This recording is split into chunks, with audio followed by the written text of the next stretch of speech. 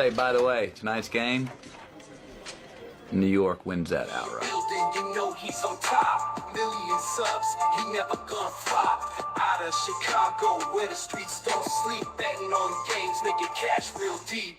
Crystal ball for sports, he knows the lines. He's a sports aficionado, the money he finds. From football to basketball, he's always on point. Predicting winners never disappoints. He's got that hustle, that Chicago vibe. Making moves on the streets, cash on the side. With E, you know it's always a bet. He's the king of the game, never forget.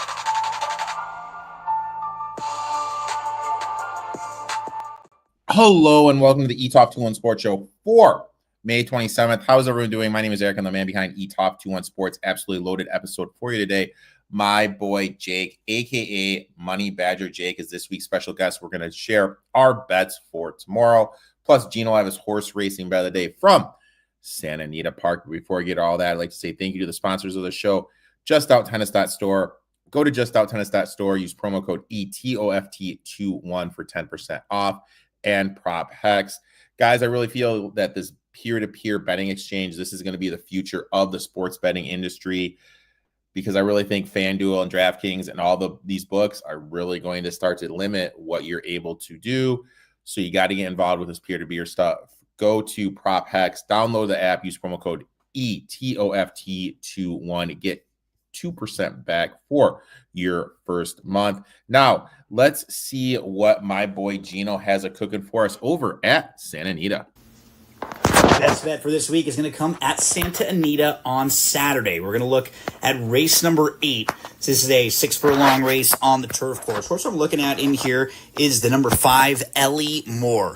The reason why I think Ellie Moore has a big shot is looking at the way the race is going to shape up. If you see the projector here, it's got Ellie Moore sitting in the second spot. I just don't think there's a whole lot of early speed in this race. Now, if we go back to the past performances, you can see she comes off of an effort where she ran 4th. She was sitting second, and she made a move to the lead. She was battling for the lead late in the stretch, and then she just tired. That was her first start in a full year.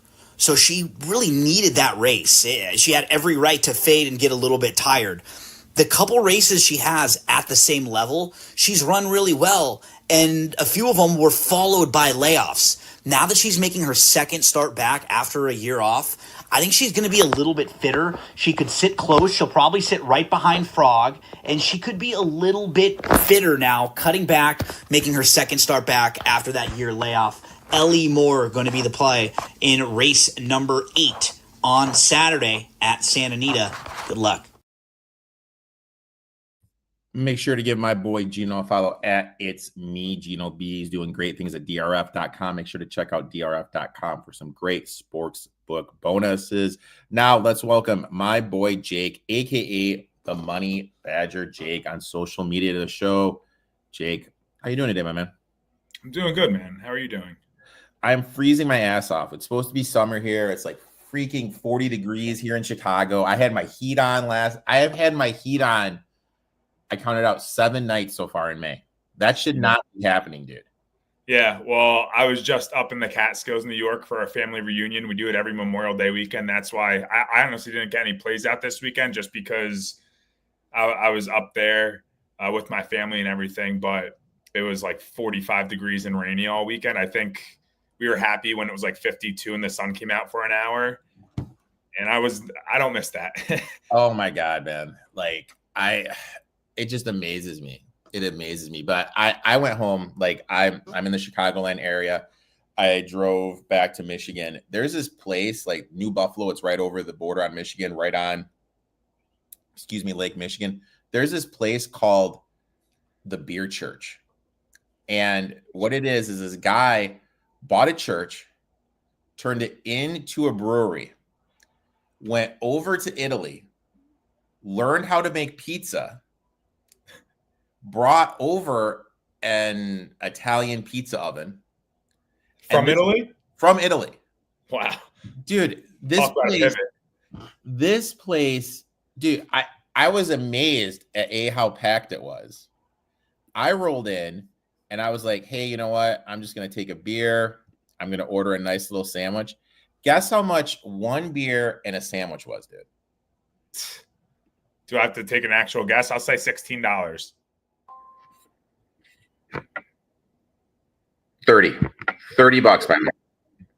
$30 for that, dude. I don't think God would have approved that. 30 bucks for that, dude, which is absolutely insane. Like, honestly, like, I was like, I don't mean to sound like a cheap ass. I was like, are you for sure?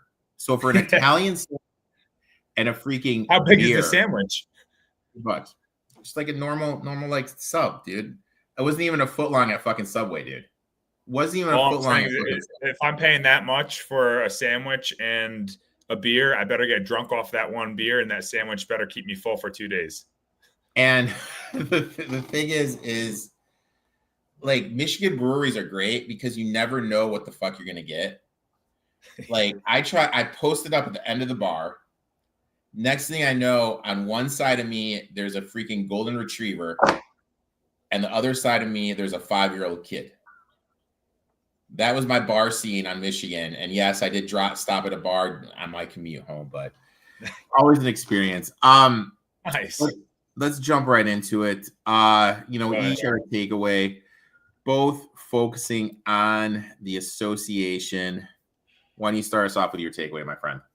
Yeah, well, basically, I'm just impressed with how the NBA playoffs have been going. I haven't been a fan of the NBA for the last 3 to 5 years, and it's a shame because I grew up watching as many games as I could, loved the NBA.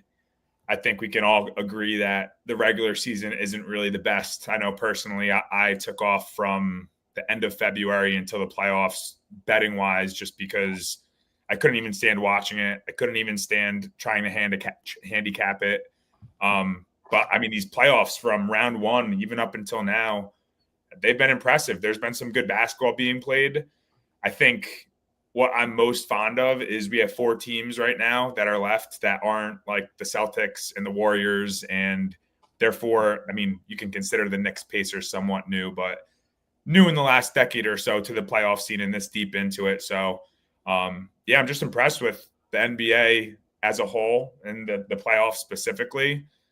Who knows what's going to happen next regular season? It's probably going to go back to square one, but I'm definitely going to enjoy this while we get this type of entertainment. Playoffs have been fun. There's been some sweats. Hell, we were talking about before, and I'm still sweating out Brunson over. Need one more 3 and one more goddamn rebound from Josh Hart, but sweating that out. Yeah. Playoffs have been fun. Lots of comeback wins, ton of comeback wins, unfortunately. Big comeback wins. My teams are the Pistons, the Bucks. Unfortunately, I don't have a future on the Thunder. So, hopefully they can get it done. But been entertaining. Been very, very, very entertaining. Hopefully it continues. I'm a little worried that the Thunder are going to roll the Wolves tomorrow night, but we'll see. My takeaway is this. Look, I know I'm probably in the minority here. I think Halliburton's dad, I think he should be banned for life from every NBA arena. And at least for the rest of the season. Okay. But the fact that the Pacers are letting him back is a joke. But here's the kicker. Okay, this is the kicker to me. I thought the Pacers banned him. Turns out he wasn't. He just elected to stop going. That's right. He chose not to attend these games. He wasn't punished, wasn't suspended, wasn't banned. A fan. Let's be real. That's what he is. In the moment, runs on the court, gets in the face of a top 3 player in the league, and what happens? Nothing. No suspension, no consequences, no security. Not one person stepped in. Dude, the first person that got there was Pat Connaughton, who is on the other side of the floor. Not security, a player. Now ask yourself this. What if Giannis wasn't composed in that moment? What if he popped the guy in the face? Think of what the narrative would be. Honestly, think if it was Draymond Green. Like you know what I mean? Think if he did that to Draymond Green, what would happen then? I thought he did get banned. I thought I got an ESPN notification about it, but no, like when I was looking at it today and I was reading the articles, it was on him. And the thing is, if this was me or you, Jake, we are arrested. Yeah. We're banned on the spot. No questions asked. But somehow this guy's back in the building less than a month later. It hasn't even been a month. And right now he's at this game because the Pacers let him back in. No, but the Pacers didn't suspend him, and he decided to come back. And I mean, the big narrative is like, what a great organization the Pacers are, how great they are ran and everything. A fan ran on the court, got physical, got no suspension from the team, and zero security was in place. Do you remember when the Raptors won it at Golden State? Golden State didn't even let the Raptors GM on the court until they found out it was actually him, and there was this huge lawsuit. Oh, I mean, I remember them winning. I didn't hear about the lawsuit. You know what I mean? Like I don't know, man. I just think there has to be some sort of consequences. I agree. I think Josh Hart just got his rebound. Did he? I think. I have it on right here. He just got his rebound. Josh Hart over 8.5 got home, dude. There you go. There we go. But yeah, I don't know. That's my big takeaway. No, I feel that. I'll tell you a really, really quick story about my father-in-law. He's a huge Bills fan. Okay. He was at a Bills game. The men's line was 30-minute wait, and there was no one in the girls' room. And he told the security guard, like, listen, I got to go to the bathroom. I'm going to go in the girls' room. He went to the girls' room, peed. There was no one in there. He got banned for life for that. Really? Yeah. So that's why you're saying, like, can't even imagine if one of us was to be on the court in that position that Tyrese's dad was in when my father-in-law got banned for life because he peed in a bathroom. And like, look, like, so I'm good friends with a guy that used to play in the league back in the day. And when we go out, he has a dude with him that's just security. You know what I mean? Because like he's got these crazy mofos that just come up to him and talk. And like he's got to be composed. And it's just, I don't know, man. For how that turned out and how bad that looked, that could have been 15 times worse. Yeah. And it was all because he came on the court. Like if he doesn't come on the court, I don't think none of that stuff happens afterwards. And I feel like Giannis is such a class act. Like, what did he possibly do to piss off Tyrese's dad to the point where he acts out like that? It's not like it was even a close series, you know. Like, I don't know the story behind what even happened, like why that escalated to how it did. And Giannis did handle it like a professional, but like Tyrese's dad was 1,000,000% in the wrong. And I wonder what's going to happen after this game. I wonder if people are going to make a scene about it or say something about it and be like, what's up with this? And then they might take action, but who knows? I mean, he's in a suite right now. So I know. Well, that's why they said that's the only way he can go back, I guess, is if he's in a suite, so he can't be on courtside. Which is just punishment. It's just, tough life. Some punishment. Here's a luxury suite, dude. Luxury suite, everything comp, dude. Enjoy it, man. Yeah, I don't know. The off the beaten path here. Someone asked me, what's the best way to bet Giannis? Now, this is what I said. I'll get your two cents. Let's hear it. I don't think taking the plus 380 to go to San Antonio, I don't think there's any value there. Oh, where he's going to go? But I do think the value is this. I think there's 4 bets you can look to make. Bet number 1, Spurs 22-1 to win it all. Because if he goes to San Antonio with Fox, him, and Wemby, that's going to drop significantly. And Chris Paul is still there. And Chris Paul. Shit, I totally forgot about him. Bet number 2. With Giannis leaving, the East, in my eyes, is a complete shit show. Complete shit show. Yeah. I think there's value on the Magic to come out of the East and to win the title because they have the best defense. And I really feel if they had a shooter, if they had an off guard, or hell, even if they had Suggs, they would have beat the Celtics. I think my Detroit Pistons, I think they're going to be value there. I actually bet them at 50-1 just because. Already, just because like there's no one in the East right now. I was just going to say the Pistons possibly. There's no one in the East, and this one, and anyone that watches or listens to any of my stuff knows how much I just can't fucking stand Joel Embiid. But the fact of the matter is, Sixers are 30-1 right now. And if Giannis is gone, Tatum is out. Like, you go through the top players now in the East, you're probably going to get to, like, the top players in the league. You're probably going to get to number 15 before you get a player in the East. And the Pacers are going to be without, what's his face? They're probably going to lose Turner. So I don't know. I just think I think that's the value plays for the East. For betting. I would agree with you with Detroit 100% because I think they proved a lot. They're almost like an OKC where now people are going to start wanting to funnel to Detroit and they're going to have the salary cap for it. I think like an obvious bet that probably does not have much value at all, but is a good bet is the Bucks team total under. Team wins under. I don't even know what it's at. I haven't looked at any of these yet, but we just saw one of the craziest off seasons the NBA has and the craziest deadline the NBA like that I've ever seen probably in the NBA in my lifetime, in my 27 years of being on this earth. So who knows what's going to happen in the off season?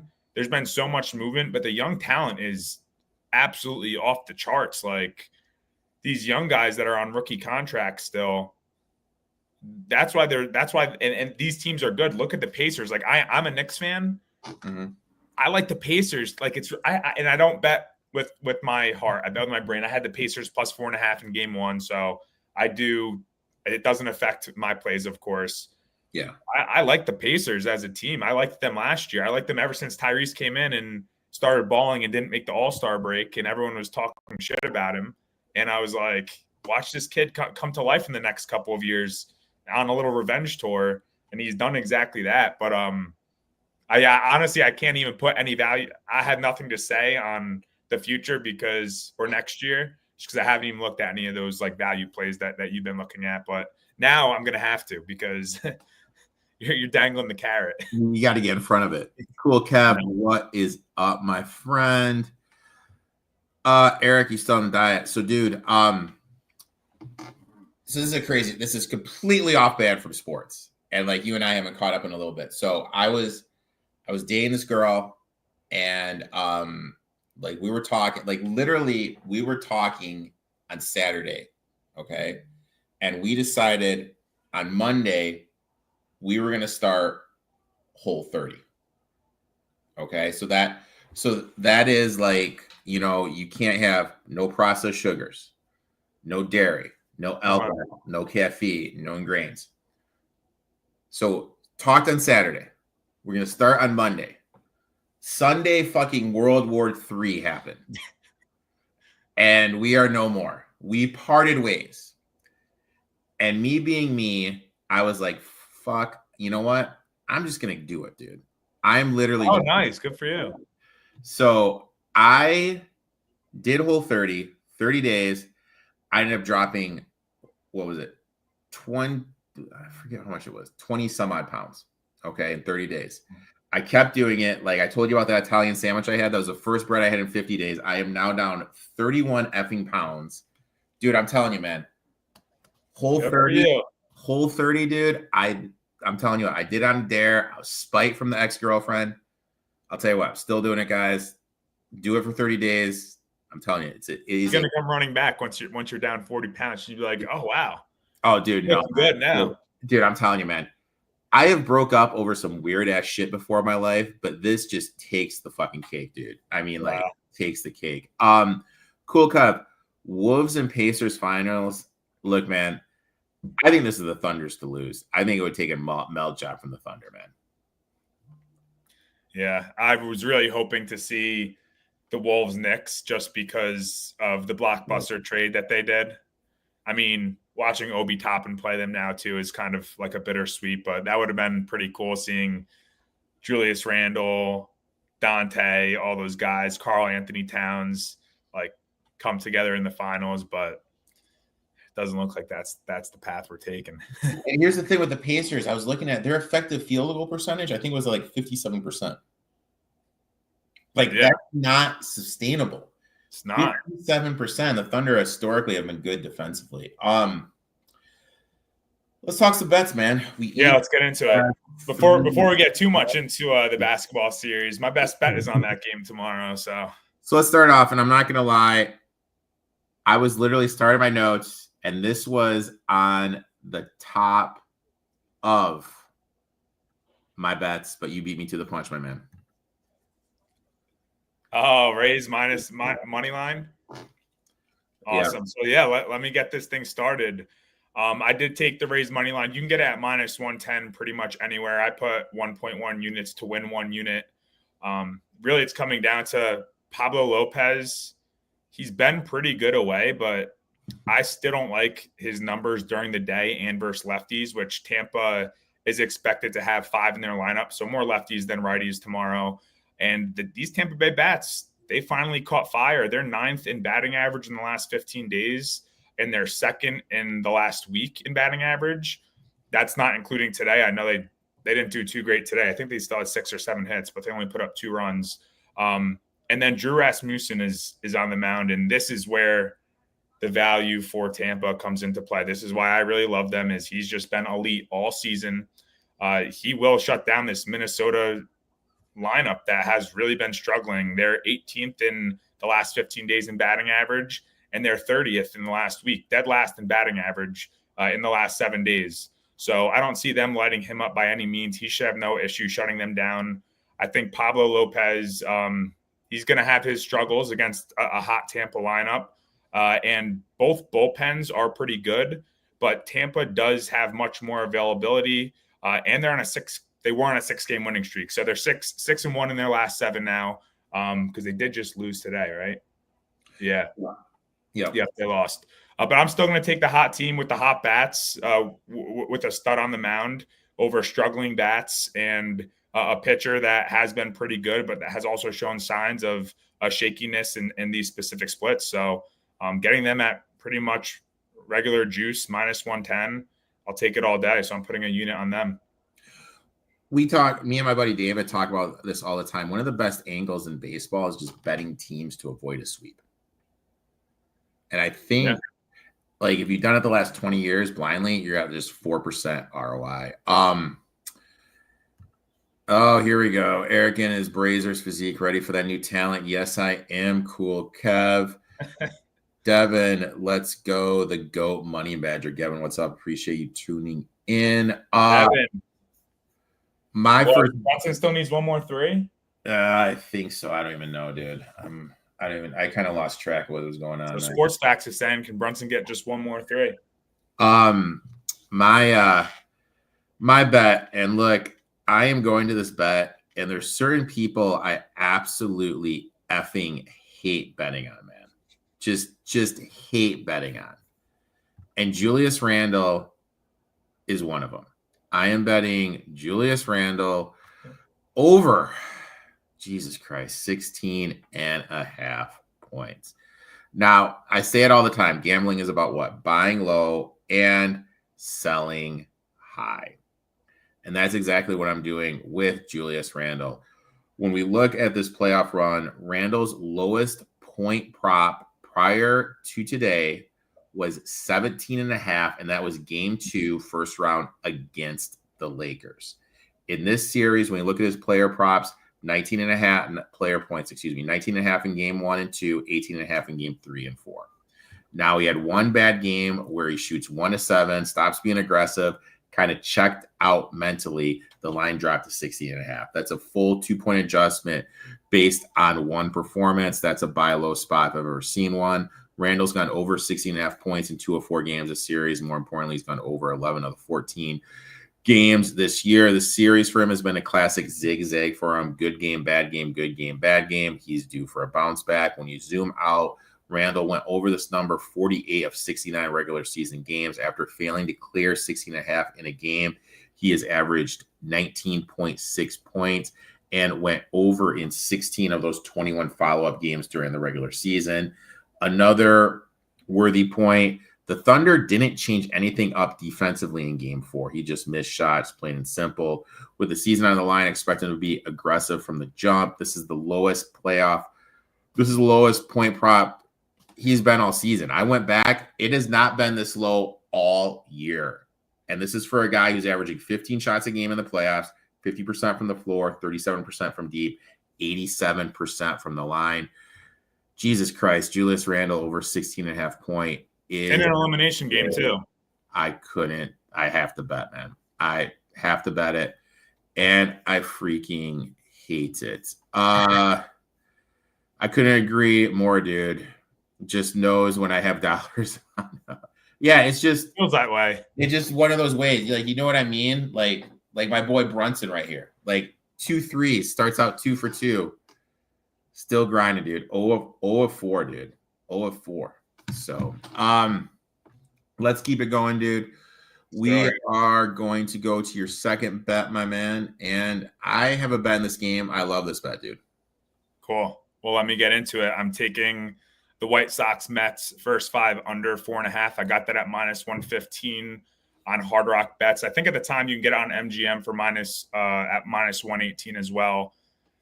Shane Smith, I love that guy. He's a stud on the White Sox. And, you know, I just told you before we started, I just feel bad for the guy. You know, you had the White Sox behind you. There's been games where he's allowed 1 earned run, but has given up 6. Like it's just so sad to see. But his opponent batting average that he's allowed in May was 217.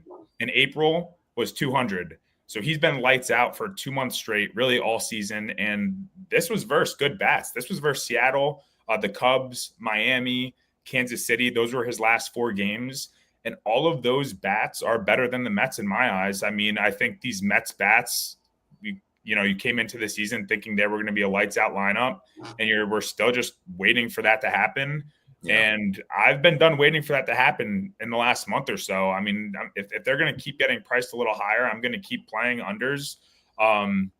They're 28th in batting average in the last 15 days. And I know that they did play against good teams. They saw the Dodgers, the Red Sox, the Yankees, but they also couldn't hit versus Pittsburgh in the series before those 3 series. So I don't see them having a day against Shane Smith.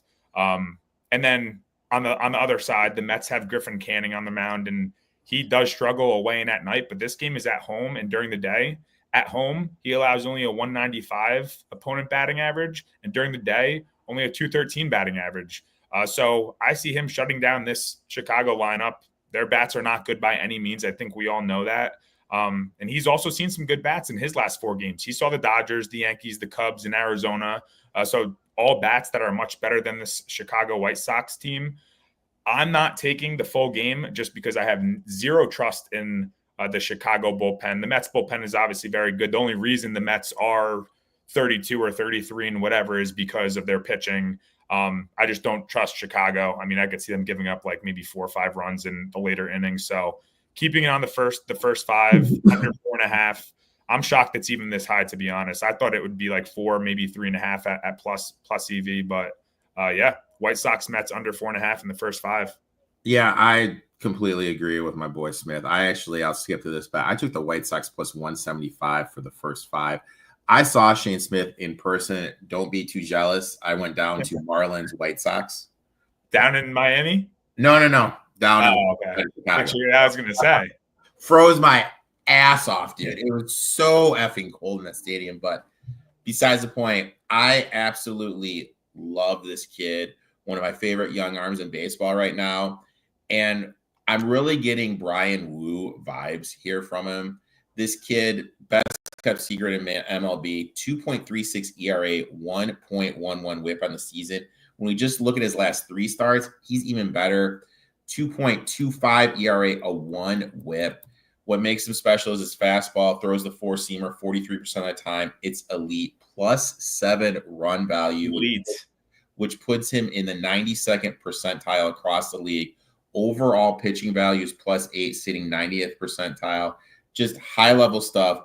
But you mentioned it, because he pitches for the White Sox, nobody is really paying attention to him at all. Now let's look at the matchup. He gets the Mets.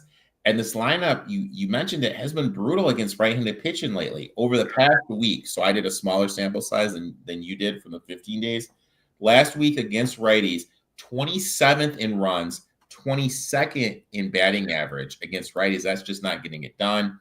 Smith, he's been cashing early this season on the first 5, 57.1% hit rate on the first 5 money line this season, 15.6% ROI.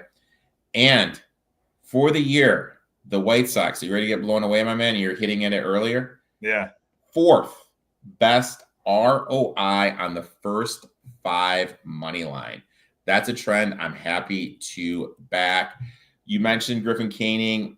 When we look at his numbers, 2.88 ERA, but his expected ERA is 3.93. I think he's due for a little bit of regression. Throws the 4-seamer the most, but that's only a +1 run value, 54th percentile, which is average.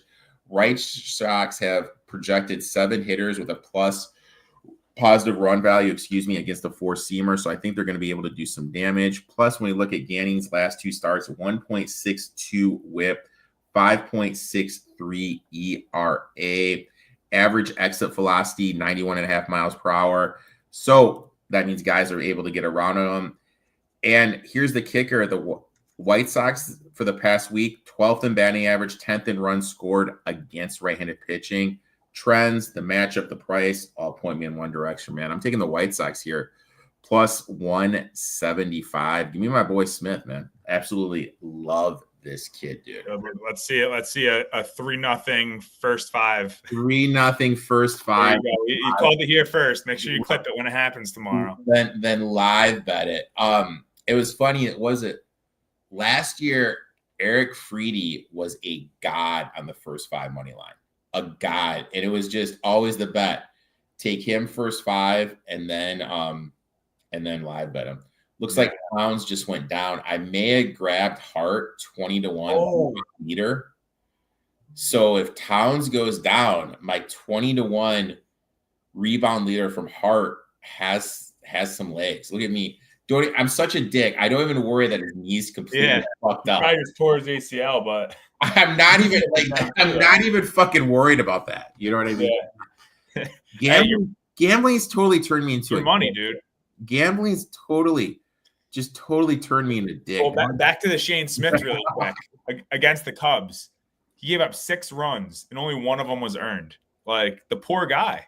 Yeah. Same thing with Milwaukee. Gave up 1 run. 3 runs, 1 earned run. It's like, I mean, Milwaukee's bats haven't been good at all. But in that time, I think that was when they were hot. They had like that streak of 2 weeks where Milwaukee's bats were working for once. But poor guy, poor guy. But this is a guy like for me. I said it like a couple weeks ago. Like I like to get ahead of the 8 ball.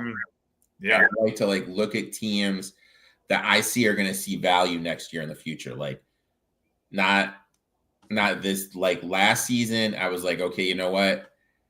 I am going to fade the Astros not to make the playoffs. I'm going to be heavily invested in the Mariners and the Tigers.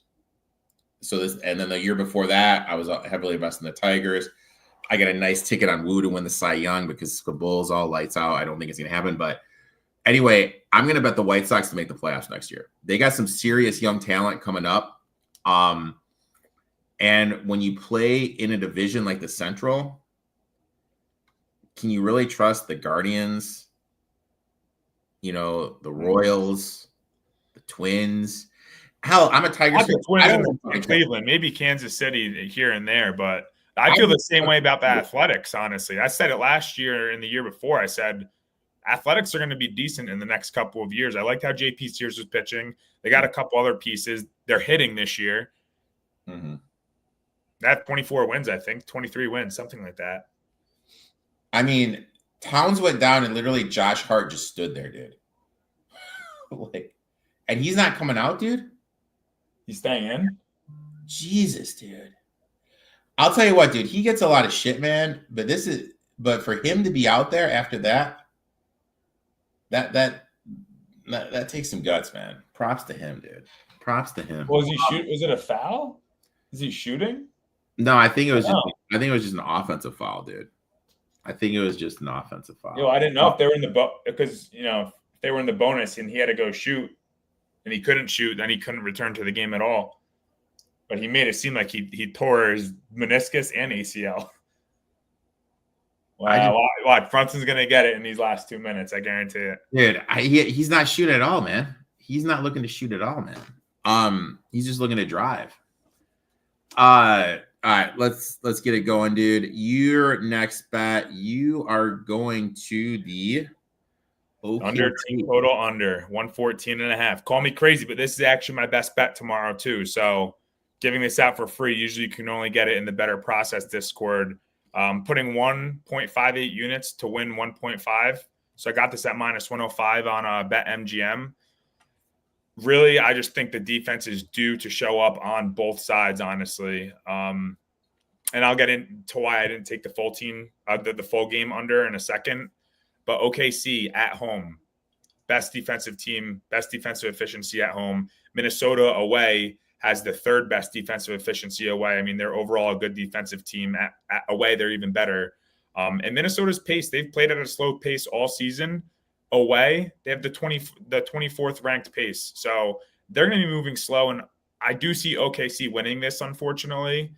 I would love to see the T-Wolves make a run. I feel like regardless of who wins, I'm going to be happy. It's not like I love or hate either of those teams. Kind of like them both. But I do think if OKC is winning this game, they're going to slow things down. It's an elimination game. They're not going to want to give extra possessions to the Timberwolves by forcing bad shots. So I could see them even slowing down the pace. And Vegas knows something. I mean, the total right now is set at 220 or 220.5. And that it's gone over that number in the last 3 games. And in the last 2 games, it got absolutely smoked, that number. It didn't even come close. And here it is back at 220.5.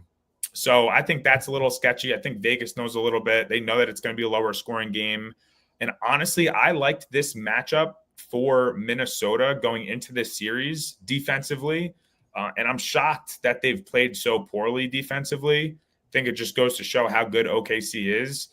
OKC came out of a series with Denver, who had one of the worst defenses in the league, and they weren't able to put up points against them. So I was like, oh, they're going to now play the T-Wolves and struggle even more. That hasn't been the case at all. So that's why I'm not on the full game under, is I did like Minnesota's defense going into this in general. And Ant and Randall both didn't have good games. I mean, I could see them going off in this game. If the Timberwolves do win, it's another blowout win. Let me just say it like that. I think OKC will win. Things will be slower paced game. But if the Timberwolves do win, it's going to be because Edwards and Randall are going off, and they're just going to smoke them from beginning to end. But I've been waiting all series to bet an OKC team total under. I was hammering it all again in the Denver series and cashing on it. Luckily, I did not touch it once this entire series. And tomorrow's the day that I am gonna put a little juice on it. So I'm taking OKC team total under 114.5. It's my best bet of the day, unless I roll upon a gem in the MLB tomorrow. But I like it a lot. I think you hit the nail on the head. Like, these games slow down the more people have the patterns of what everything wants to do. And obviously, after what happened the last game with it being such a high scoring game, everything just comes back to the law of averages. Last two games. Yeah, correct. Last 2 games. I think we're going to see like a significant dip. I hope we see a nice little. I miss the days. I don't mean to, but these, like right now it's 123, 115. That's way too many points, man. Give me all right. So this is where we can give me a nice 102.98 game. Yeah, no, I think this is a lot of points. I'll agree with that. I will say though, the NBA now, skill, talent-wise, scoring-wise, I think it's much better than I take this over a 72-65 game like they had 25, 30 years ago. What I can't get behind is just the absolute softness that all these players play with. Like, yeah, we think it's cool that Towns just came in the game, but he also acted like he tore his ACL and he's completely fine. All the flopping, all that bull crap. I can't get behind all that soft shit. They go down, they got to lay down for 2 minutes there, pretending that they're hurt. They get up and they play the next 30 minutes of the game. The flopping, Jokic,